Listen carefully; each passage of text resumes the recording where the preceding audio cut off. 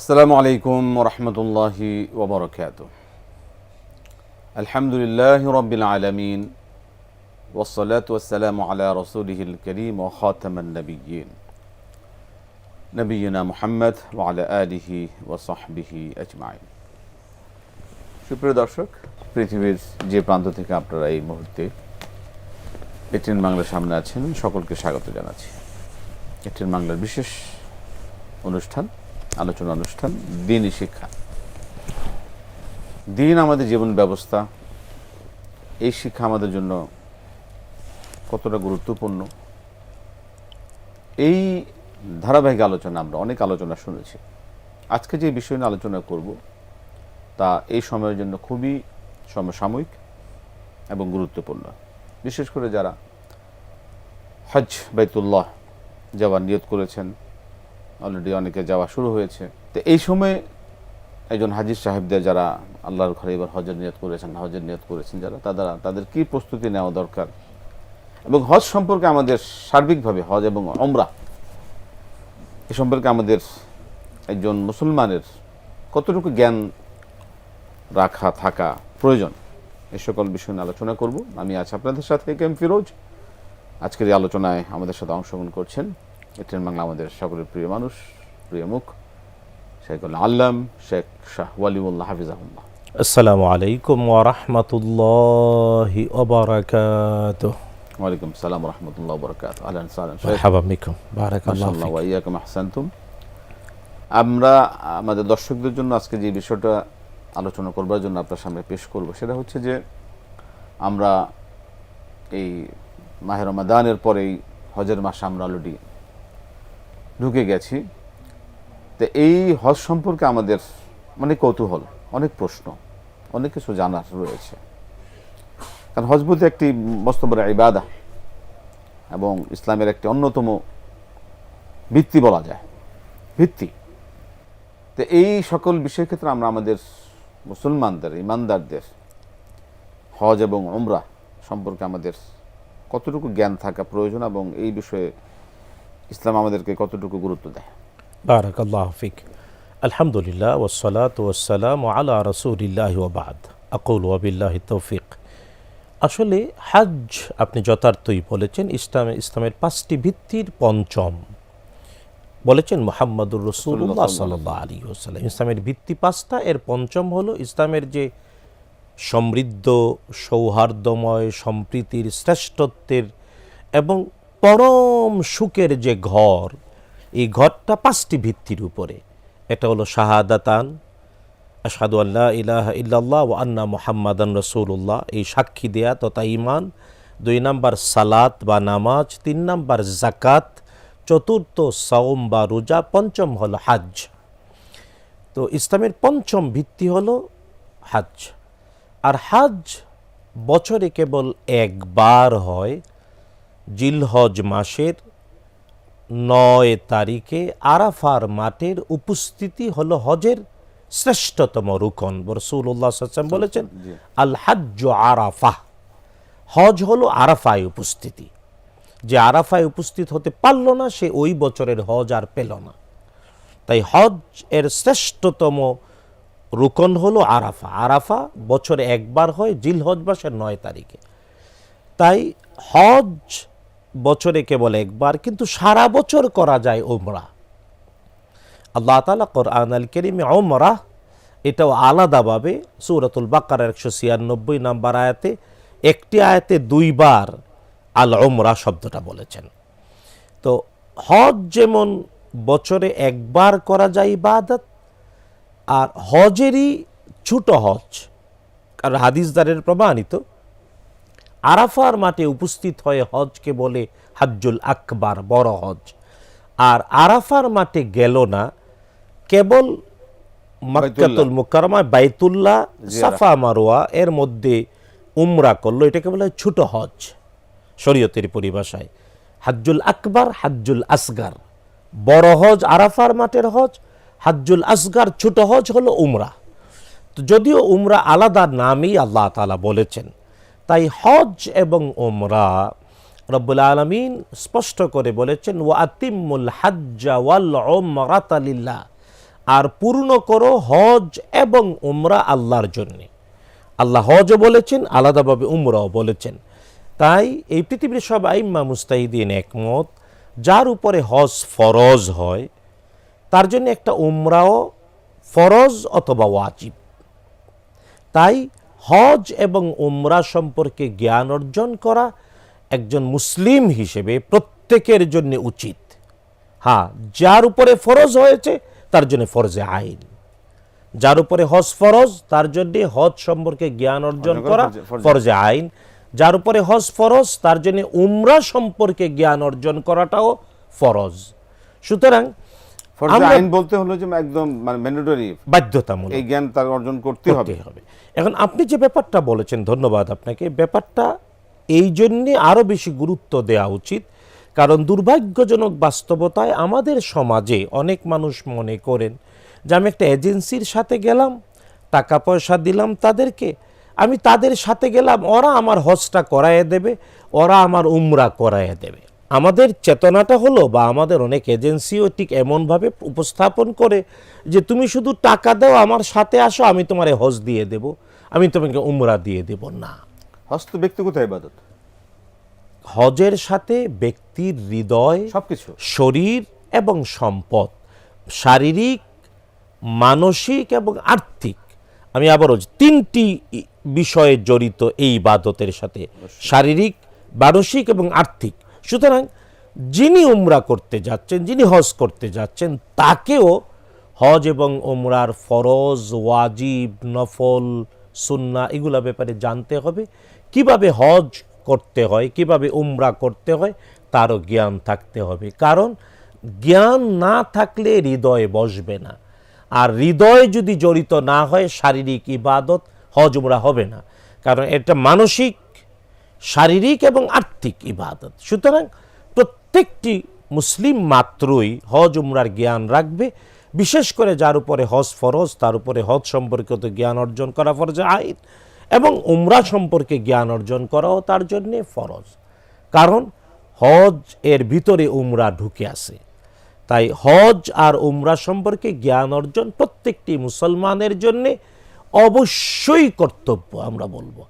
আমরা ক্লিয়ার মোহতারাম যে আসলে যে ইবাদত আমি নিজে করব, আমার নিজের পারফর্ম যেখানে, সে সম্পর্কে যদি আমার জ্ঞান না থাকে, আমি যদি না জানি আমি কি করব, কারো শেখানো বলি বা শেখানো অনুসরণ অনুকরণ দিয়ে তো ব্যক্তিগত যে বিষয়গুলো অর্জন করা সম্ভব না।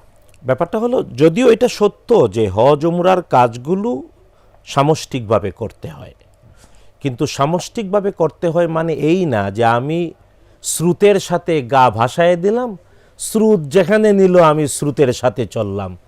এটা মানুষের ইবাদত, আল্লাহর জন্যে মানুষের কর্তৃক ইবাদত এভাবে হবে না, হবে না, হবে না। কারণ প্রথম হলো, প্রত্যেকটা ইবাদত বিশুদ্ধ হওয়ার জন্য শর্ত নিয়াত, এবং নিয়াতের জন্য শর্ত হলো জ্ঞান, কারণ জ্ঞান সমেত আত্মার স্থির সিদ্ধান্ত, এর নাম নিয়াত। সুতরাং রাসূলুল্লাহ সাল্লাল্লাহু আলাইহি ওয়াসাল্লাম সেই বিখ্যাত হাদিস, যেটা মানে রাসূলুল্লাহ সাল্লাল্লাহু আলাইহি ওয়াসাল্লাম স্পষ্ট করে বলে, ইন্নামাল আমালু বিন্নিয়াত, প্রত্যেকটা ভালো কাজ এর সওয়াব নির্ভর করে ব্যক্তির আত্মার স্থির সিদ্ধান্তের উপরে, আর আত্মার স্থির সিদ্ধান্তের পূর্ব শর্ত জ্ঞান। কারণ আমি কেন তাওয়াফ করছি, আমি কেন সাফা মারওয়া সাই করছি, মানুষ করে তাই করছি না, আমি ইবাদত হিসেবে করছি।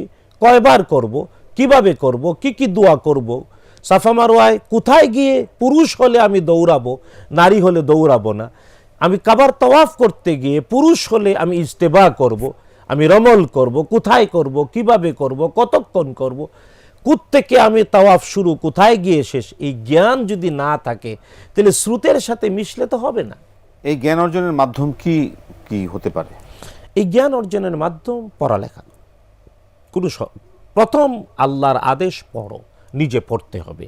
তাই হজ উমরার যাওয়ার আগে হজ এবং উমরা বিষয়ক অন্তত একটা বই পড়া উচিত। 2 নাম্বার, নিজের পড়ার যোগ্যতা যদি না থাকে তাহলে আরেকজনে পড়বে, আমি শুনব। প্রথম হলো সবাইকে পড়া, কারণ ইসলাম মূর্খত্বের বিরুদ্ধে যুদ্ধ ঘোষণা করা দিন। ইসলামের প্রথম ওহী পড়ো, তাই কোনো মুসলিম পড়ালেখার যোগ্যতা হয় নাই এটা বলা লজ্জাজনক, তাই পড়বে নিজে। হ্যাঁ, যদি কেউ বর্ণমালা মিলিয়ে পড়ার যোগ্যতা নাই, অথবা চোখে দেখে না, অথবা কোনো বাস্তব কারণ, তাইলে আরেকজনে পড়বে, সে শুনবে, তাইলে পড়া শোনার মাধ্যমেও তার জ্ঞান অর্জন হবে। 2, 3 নাম্বার হলো প্রশ্ন করবে। কাকে প্রশ্ন করবে? আল্লাহ তাআলা কোরআন আল কারীমে স্পষ্ট বলেছেন, ফাসআলু আহলা যিকরি ইন কুনতুম লা তা'লামুন। না জানলে যিনি জ্ঞান চর্চা করে তাকে প্রশ্ন করো। তাই অবশ্যই হজ উমরার জ্ঞান অর্জন বা যে কোনো বিষয়ের জ্ঞান অর্জনের প্রথম শর্ত নিজে পড়া। যদি নিজে পড়ার যোগ্যতা না রাখি, তাহলে আরেকজনে পড়বে, আমি শুনবো। 3 নাম্বার প্রশ্ন করব, প্রশ্ন করে জানা যায়। পরবর্তী যেটা প্রশ্ন হচ্ছে যে মহতারাম আমাদের দর্শকদের জন্য যে বিষয়টা খুবই গুরুত্বপূর্ণ, যে হজ কার উপর ফরজ আর উমরা কার উপর ফরজ? দেখুন, আল্লাহ সুবহানাহু ওয়া তাআলা কোরআন আল কারীমে হজ এবং উমরাকে একসাথে মিলিয়ে বলেছেন, আউযু বিল্লাহি মিনাশ শাইতানির রাজীম, ওয়া আতিম্মুল হাজ্জা ওয়াল উমরাতা লিল্লাহ। পূর্ণ করো হজ এবং উমরা আল্লাহর জন্য। আল্লাহ তাআলা আরও বলেছেন সূরাতু আলে ইমরানে, ওয়ালিল্লাহি আলান নাসি হিজ্জুল বাইতি মান ইসতাতাআ ইলাইহি সাবিলা। এবং আল্লাহর জন্যে, ওই ব্যক্তির জন্য হজ করা বাধ্যতামূলক যার আর্থিক সামর্থ্য রয়েছে।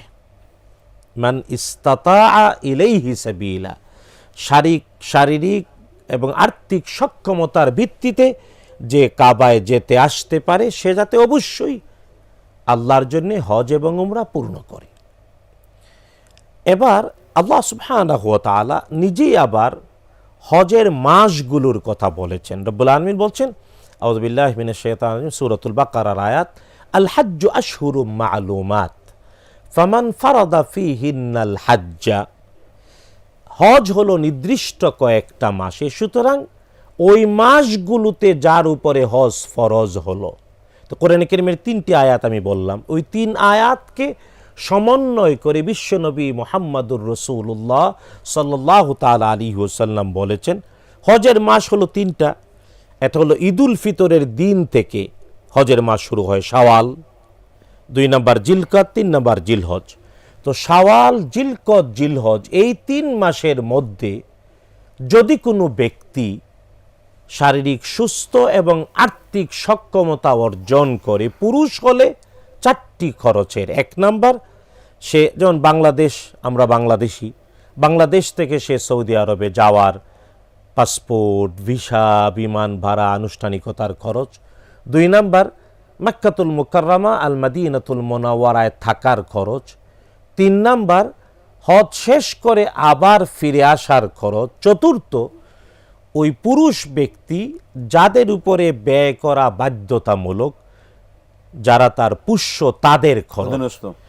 এই 4টি খরচ যদি কোনো পুরুষের কাছে হজের মাসগুলোর মধ্যে একত্রিত হয়, শাওয়াল, জিলকদ, জিলহজের মধ্যে কোনো পুরুষ, তার কাছে এই 4টি ব্যয় এর আর্থিক সামর্থ্য আল্লাহ দিয়েছেন, তাহলে তার উপরে জীবনে একবার হজ করা ফরজ।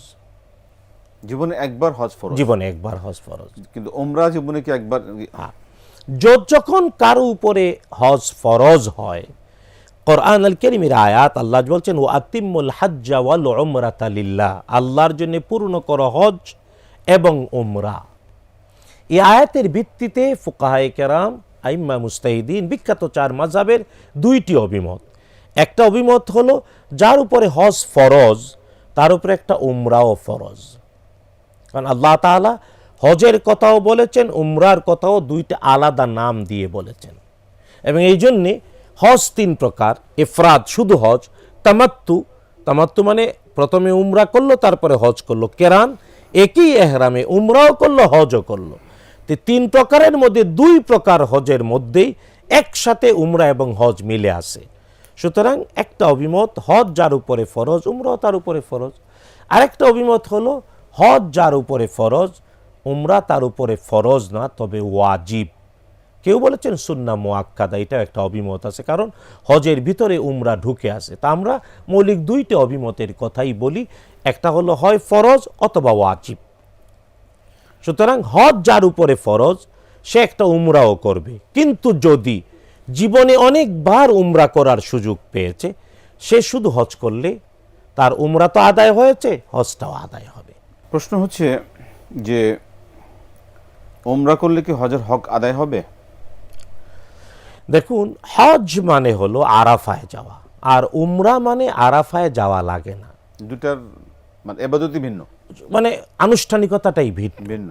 সুতরাং উমরার দ্বারা অবশ্যই হজের হক আদায় হয় না। তবে হ্যাঁ, রাসূলুল্লাহ সাল্লাল্লাহু আলাইহি ওয়াসাল্লাম আমাদের জন্যে, এটা আল্লাহ তাআলার পক্ষ থেকে এহসান, আমাদের নবীজি ঘোষণা দিয়েছেন, যদি কেউ রমাদান করিমে উমরা করে তাইলে সে রাসূলুল্লাহ সাল্লাল্লাহু আলাইহি ওয়াসাল্লামের সাথে হজ করার সওয়াব পাবে, কিন্তু আরাফার হজ আদায় হবে না, সওয়াবটা হবে। রমাদান করিমে উমরা করলে রাসূল সাল্লাল্লাহু আলাইহি ওয়াসাল্লামের সাথে হজ করার সওয়াব হবে। যে প্রশ্নটা আমরা প্রায় পাই অনেকের ক্ষেত্রে, আসলে এখন তো হজের খরচ তো অনেক ব্যয়বহুল, বিশেষ করে আমাদের দেশ থেকে অনেক ব্যয়বহুল হয়ে যায়, অনেক সারা পৃথিবী থেকেই বেড়ে গিয়েছে, এখন অনেকের পক্ষেই সম্ভব হয় না। সেই ক্ষেত্রে আমরা জবাব পেলাম যে আসলে ওমরা হজ হজ হজ জীবনে একবার ফরজ, কিন্তু ওমরা সারা বছরই হজের মাসগুলো ব্যতীত সবসময় করা যাবে। অনেকে মনে প্রশ্ন থাকে আমাদের দর্শকদের বিষয়ে, যেটা অনেকে আমরা বিভিন্ন সময় আমাদের অনুষ্ঠানেও আসে প্রশ্ন, যে হজ না করে কি ওমরা করা যাবে? হ্যাঁ, ব্যক্তি তার উপরে হজ ফরজ হয় নাই অথবা হজ করেন নাই, তিনি অবশ্যই উমরা করার অধিকার রাখেন, এমনকি একাধিকবারও উমরা করতে পারেন। ব্যাপারটা হলো, যার উপরে হজ ফরজ হয় নাই সে উমরা করতে পারবে, আর যিনি উমরা করেছেন উমরা করার কারণেই তার উপরে হজ ফরজ হয় না, হয় না, হয় না, যদি না হজ ফরজ হওয়ার শর্তগুলো তার উপরে নির্দিষ্ট না থাকে। যেটা বললাম একটু আগে, হজের মাসগুলোর মধ্যে পুরুষ হলে 4টি খরচ যদি তার আর্থিক এবিলিটিতে আসে তাহলে জীবনে একবার, আর নারী হলে তার জন্য অতিরিক্ত আরেকটা বিষয়, কারণ নারী হলে নারীর উপরে হজ ফরজ হওয়ার শর্ত হলো যে তার হজের মাসগুলোর মধ্যে তার কাছে আর্থিক এমন সামর্থ্য আসবে যা দিয়ে সে বাংলাদেশ থেকে মক্কায় যেতে পারে, 2 নম্বর মক্কায় অবস্থান, মক্কা মদিনায় অবস্থান, 3 নম্বর মক্কা মদিনা থেকে ফিরে আসা, চতুর্থ নারী যেহেতু সংসারে খরচ করতে বাধ্য নয়, কিন্তু নারীর একজন মাহরাম, একজন বডিগার্ড, একজন দেহরক্ষী সঙ্গী লাগবে। তাই নারীর সাথে একজন মাহরাম, একজন দেহরক্ষী, তার নিরাপত্তা নিশ্চিত করার জন্য স্বামী অথবা বিবাহ চিরন্তন হারাম এমন একজন পুরুষ সঙ্গী থাকতে হবে। হয় তার নিজের পয়সা দিয়ে নেবে, অথবা হতে পারে ওই ব্যক্তিও গেলেন, তিনিও সাথে গেলেন। তো নারীর জন্য ওই শর্তটা আলাদা। পুরুষ হলে তার আর্থিক সামর্থ্য, শারীরিক সক্ষমতা, নারী হলে আর্থিক সামর্থ্যের মধ্যে একজন মাহরাম সাথে থাকা, তাইলে জীবনে একবার তার উপরে হজ ফরজ। এখন যেটা আমাদের খুবই গুরুত্বপূর্ণ, একজন হাজী সাহেব হজের প্রস্তুতি কিভাবে নেবেন? দেখুন, আমার মনে হয় এটার উপর ধারাবাহিকভাবে আমাদের বলা উচিত। আমরা হজ এবং ওমরা ধারাবাহিকভাবে ইনশাল্লাহ বলার চেষ্টা করব। শুধু ওমরা নিয়ে একটা পর্ব, তারপরে হজ নিয়ে আলাদা আলাদা। তবে হ্যাঁ, আজকে আপনার প্রশ্নের উত্তরে বলতে চাই যে হজ এবং ওমরার প্রস্তুতির জন্যে ব্যক্তিকে প্রথম অবশ্যই নিশ্চিত হওয়া উচিত যে তিনি আল্লাহর জন্যে হজ ওমরা করতে যাচ্ছেন। ইখলাস, নিয়তের বিশুদ্ধতা, একমাত্র আল্লাহর সন্তুষ্টির জন্য। তাই হজ উমরার প্রস্তুতির পূর্ব শর্ত হজ উমরা আল্লাহর জন্য, এই চেতনা, এই বিশুদ্ধ নিয়ত অর্জন করা। তারপরে আর্থিক পরিশুদ্ধিতা, কারণ হজ উমরা করতে যাওয়ার আগে নিজের দেহটা হালাল রক্ত, গোশত, মাংস দিয়ে পূর্ণ হতে হবে, হারাম থাকতে পারবে না। ঠিক নিজের টাকা পয়সা, নিজের সম্পদ, এটাও হতে হবে পরিচ্ছন্ন। দুর্ভাগ্য, পৃথিবীতে অনেক মানুষ হজ উমরা করে, কিন্তু অধিকাংশরাই হয়তো ওই আর্থিক স্বচ্ছতার ব্যাপারে আল্লাহর কাছে ধরা খেয়ে যাবে। এটা খুবই গুরুত্বপূর্ণ। ইবনে রাজব হাম্বালি রাহমাতুল্লাহ আলাই তার লাতাইফুল মাআরিফ গ্রন্থে অনেকগুলো বিশুদ্ধ সনদ সহ হাদিস বর্ণনা করেছেন। আবু হুরায়রা রাদিয়াল্লাহু তাআলা বর্ণনা করছেন, রাসূলুল্লাহ সাল্লাল্লাহু আলাইহি ওয়াসাল্লাম ইরশাদ করেছেন, ইযা আরাদাল মারউ হাজ্জান বিনাফাকাতিন তাইয়্যিবা, যখন কোনো ব্যক্তি পবিত্র হালাল উপার্জন, হালাল শরীর, হালাল টাকা পয়সা দিয়ে হজের আনুষ্ঠানিকতায় নিজেকে অবতীর্ণ করে, হাদিসের ভাষায় ওয়াদা আরিজলাহু ফিল গারজ, হজের আনুষ্ঠানিকতায় নিজের পা রেখে দিয়ে ফানাদা লাব্বাইক আল্লাহুম্মা লাব্বাইক, বলে আমি হাজির, হে আল্লাহ তোমার দরবারে হাজির। নাদাহু মুনাদিম মিনাস সামা, আকাশ থেকে একজন ঘোষণাকারী ঘোষণা দিয়ে বলেন, লাব্বাইকা সাআদাইক, তোমার হাজিরা গণনা করা হলো তোমার জন্য সৌভাগ্য। জাদুকা হালাল, তোমার পাতেও হালাল, রাহেলাতুকা হালাল, বাহনটা হালাল, ও হাজ্জুকা মাবরুর গায়রু মাযুর, তোমার হজ কবুল, নেকিতে ভরপুর, পরিত্যক্ত হওয়ার সম্ভাবনা নাই। হাদিসের অপর দিক রাসূলুল্লাহ সাল্লাল্লাহু আলাইহি ওয়াসাল্লাম বলেন, ওয়াইদা আরাদাল মারউ হাজ্জান বিনাফাকাতিন খাবিসাতিন, যখন কোনো ব্যক্তি হারাম উপার্জন, হারামে ভরা শরীর নিয়ে হজ উমরা করতে যায়, ওয়াদা আরিজলাহু ফিল গারজ, নিজের পা আনুষ্ঠানিকতায় রেখে দিয়ে নাদা লাব্বাইক আল্লাহুম্মা লাব্বাইক, বলে হাজির, আমি তোমার দরবারে হাজির। নাদাহু মুনাদিম মিনাস সামা, আকাশ থেকে একজন ঘোষণাকারী ঘোষণা দিয়ে বলেন, লা লাব্বাইকা ওয়ালা সাআদাইক, তোমার হাজিরাও নাই, সৌভাগ্যও নাই। জাদুকা হারাম, পাতেও হারাম, রাহেলাতুকা হারাম, বাহন হারাম, ও হাজ্জুকা মাযুর গায়রু মাবরুর, তোমার হজ পরিত্যক্ত, কবুল হওয়ার সম্ভাবনা নাই। খুবই গুরুত্বপূর্ণ। সুতরাং খুবই 3 নাম্বার হলো হজ এবং উমরা হতে হবে রাসূলুল্লাহ সাল্লাল্লাহু আলাইহি ওয়াসাল্লামের অনুকরণে, সুন্নাহর অনুসরণে। তাই প্রস্তুতির এই 3টা বিষয় 100% নিশ্চিত করতে হবে। 1 নাম্বার নিয়তের বিশুদ্ধতা, 2 নাম্বার শরীর এবং আর্থিক জীবনের পরিচ্ছন্নতা, তার জীবনের সকল লেনদেন, তার যে হক রয়েছে সব প্রত্যেকের পরিচ্ছন্ন হককে হবে, প্রদান করা, পরিচ্ছন্ন হক আদায় করা। আমি কারো হক নষ্ট করে আমি যদি ওখানে গিয়ে আল্লাহর কাছে আল্লাহর সন্তুষ্টি কামনা করি, সেই সন্তুষ্টি আল্লাহর হবে কাছ না, থেকে অর্জন করা সম্ভব না। 3 নাম্বার সুন্নাহ অনুযায়ী হতে হবে। অবশ্যই অবশ্যই, কারণ আল্লাহ রাসূল ঘোষণা খুযু আন্নী মানাসিকাকুম, খুযু আন্নী মানাসিকাকুম, যে তোমরা আমার কাছ থেকে হজের আনুষ্ঠানিকতা শিখে নাও। সেটা রাসূল সাল্লাল্লাহু আলাইহি ওয়াসাল্লামের সহিহ সুন্নাত যে পদ্ধতিতে আমাদেরকে হক যে হজ আদায় করতে হবে, তাহলে আমরা একটি কবুল হজের জন্য আমরা সৌভাগ্যবান হব। আল্লাহ তৌফিক দিন। কবুল হজ এবং উমরা আল্লাহ কবুল করুন। এবং এই সম্পর্কে আরো আলোচনা শুনবো আমরা। আজকে আমাদের সময় শেষ হয়ে গেল। এই বিষয়ে আরো অনেক প্রশ্ন রয়েছে মোহতারাম, আমরা এই বিষয়ে আমাদের দর্শকদের সামনে অবহিত করব ইনশাআল্লাহ। আজকে এখানে শেষ করতে হচ্ছে। আপনাকে অসংখ্য ধন্যবাদ। জাযাকাল্লাহু খাইর, বারাকাল্লাহু ফিকুম। প্রিয় দর্শক, আপনাদেরকে ইনশাআল্লাহ আগামীতে আরো এই বিষয়ে আলোচনা আপনাদের সামনে পেশ করবার আমন্ত্রণ জানিয়ে আজকে অনুষ্ঠান থেকে এখানে বিদায় নিচ্ছি। আসসালামু আলাইকুম ওয়া রাহমাতুল্লাহি ওয়া বারাকাতুহু।